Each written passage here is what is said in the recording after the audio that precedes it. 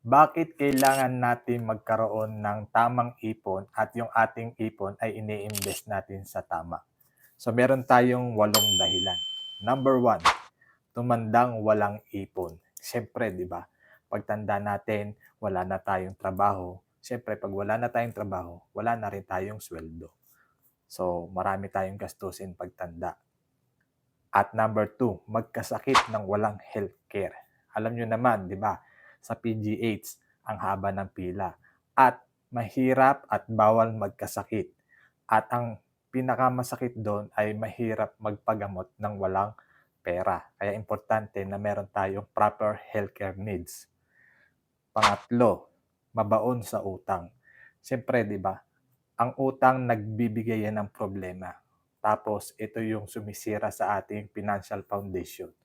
So, iwasan natin mag-ipon ng utang.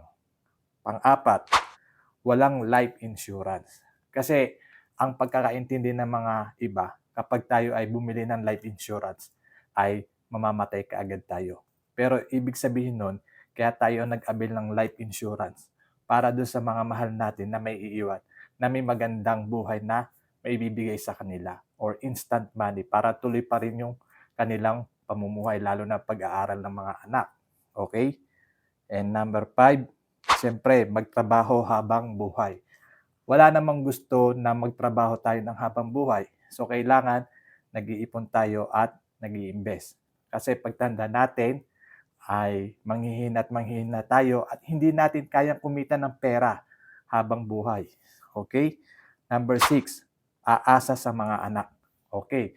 Marami sa atin ang pinag-aral ang mga anak, nakapagtapos ng pag-aaral, tapos nung nakapag-aral na ang mga anak, nakapagtrabaho, hindi natin masabi na matutulungan tayo ng ating mga anak pagdating ng araw kasi meron din silang mga financial responsibilities. So mahirap umasa sa anak, pasasaktan lang tayo. Okay? Pagdating ng araw. So number 7, maging pabigat sa pamilya. Okay, yan. Kasi pagtanda natin, posible kapag wala tayong ipon at investment, dalawa lang ang ating mararanasan. Pag-agaw-agawan tayo or pagpasapasahan tayo. So, ayun na po yun. At number 8, magsisi sa bandang huli. Dahil pagdating ng araw, marirealize natin ang kahalagahan ng pag-iipon at pag-invest. Kasi kapag 20s, 30s, yan pa yung panahon na nag-enjoy tayo, hindi tayo nag-iipon, hindi tayo nag-iinvest. Pero pagdating ng araw, marirealize natin kapag wala na tayong sahod o pag wala nang tumulong sa atin, yan na yung dahilan ng pagsisisi kapag hindi tayo nag-ipon at nag-invest ng maaga.